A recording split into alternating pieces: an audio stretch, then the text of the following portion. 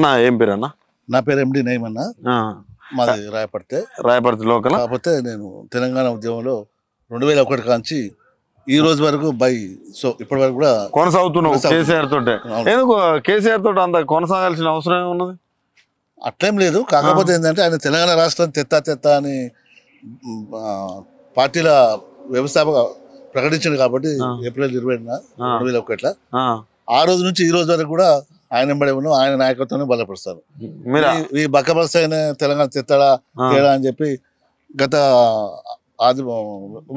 విమర్శకు గురైనా కానీ తెత్తడని నమ్మకం మాకు ఉండే. ఎందుకంటే ఆయన వాకు చాతుర్యం, ఆయన యాంకరిజం అలా ఉండే. ఆ రోజు నుంచి ఈ రోజు వరకు కూడా 2001 నుంచి అయిపోయింది 2014 వరకు అది ఒక చాప్టర్.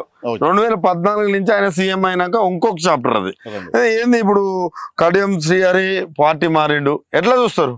కడియం శ్రీహరి గారి పార్టీ మారడం అట్లా న్యాయం ఉంది అనుకుంటాను. ఆయన ఏ రకంగా న్యాయం ఉందని చెప్పుకుంటా అనుకుంటా. ఆయన ఒక ఎడ్యుకేటెడ్, ఒక టీచర్, ఒక లెక్చరర్, అలాంటి ఒక ఉపాధ్యాయ వృత్తికే మోసం చేసిండు ఆయన, పార్టీ కాదు. ఎందుకంటే గౌరవంగా గ్రామాలలో ఎట్లుంటుందంటే ఒక ఉపాధ్యాయులకు ఉన్న గౌరవం ఏ పార్టీ లీడర్లకు కూడా ఉంటుందండి. ఎందుకంటే వాళ్ళు చదువు చెప్పిన పంతులు, వాళ్ళే నలుగురు సబ్జెక్ట్ చెప్పిన మన చదువు చెప్పే పంతులు, ఒక లెక్చరర్ అనుకో, టీచర్ అనుకోండి. అలాంటి వాళ్ళు మారడం అనేది స్వార్థ రాజకీయం అది. ఎందుకంటే సరే ఆయన తెలంగాణ రాష్ట్రం సాధించినప్పుడు కానీ ఎప్పుడు లేడు. తెలంగాణ రాష్ట్రం సాధించినాక ఆయన ఒక మేధావి, తెలివిగలడు. గతంలో టీడీపీ ప్రభుత్వంలో మంత్రివర్గంలో పనిచేసింది కాబట్టి మేధావి వర్గం మా పార్టీకి అవసరం అని చెప్పి కేసీఆర్ తీసుకోవడం జరిగింది. తీసుకున్నాక అభివృద్ధి కోసం అయిపోయింది, తప్పే ఉంది. తీసుకున్నాక నేను వాడుకున్నాడు. ఎవరు? కేసీఆర్ గారు వాడుకున్నాక కూడా ఎక్కడ చిన్న చూపు చూడలే. ఆయనకు విపరీతమైన పదవులు ఇచ్చాడు. తప్పేందంటే కేసీఆర్ కూడా తప్పే. తీసుకుంటేంత మాత్రాన విపరీతమైన పదవులు అంత ఇవ్వద్దు. తెలుగుగలంత వరకే వాడుకోవాలి. అసగా వాడుకుంటే నెత్తి మీద కూర్చుంటారు చూసినావా? సేమ్ ఆ రోజు నుంచి ఆలోచిస్తే ఈ రోజు వరకు సేమ్ అదే. డిప్యూటీ సీఎం చేసి 100% తప్పేం కాదు. ఆయన యొక్క మేధావితనానికి తప్పేం కాదు, ఇవ్వచ్చు. కానీ నిలుపుకునే శక్తి అనేది ఈ రోజు అనేది బయటపడాలి. నిస్వార్థం. మీ అభివృద్ధి కోసం, మీ సంక్షేమం ఒకటండి. అభివృద్ధి అవసరం అని తీసుకున్నోడు ఏం చేయాలి? పార్టీ కష్టకాలం ఉన్నప్పుడు పట్టుకొని ఉండాలి. అది నాయకత్వ లక్షణం. అది ఒక ఉపాధ్యాయునికి ఉండే లక్షణం. కానీ ఆయన ఉపాధ్యాయ వృత్తిని మోసం చేసిండు. అసలు క్యాడర్ ని చంపేస్తుండు కేసీఆర్. అలాంటప్పుడు నేను ఉండడానికి స్పేస్ లేదంటాడు ఆయన. క్యాడర్ ని చంపేయడం ఉండదండి. క్యాడర్ ఎవరి తెలివితో వాళ్ళే క్యాడర్ పెంచుకుంటారు. ఎవరి తెలివికి ఎవరు తెలియదు కాదు. ఈయన తెలివిగలడు అనుకున్నారు, కానీ ఎక్కువ తెలివి అయిపోయింది. ఎందుకంటే ఆయన చెప్పేటోళ్ళం మేము ఎందుకు చెప్తున్నాం అంటే, మేము 2001 కాంచి 2024 దాకా పట్టుకున్నాం కాబట్టి మాకు హక్కు, అధికారం మాకు ఉంది. కాబట్టి ఆయన నిందించే హక్కు మాకు ఉంది కాబట్టి మేము మాట్లాడగలుగుతున్నాం. ఎందుకంటే పార్టీలో ఏమున్నదండి, ఇప్పుడు ఏ పార్టీలో పోయినా ఎలాంటి ఆశలు చూపించి కూడా తీసుకుంటారు.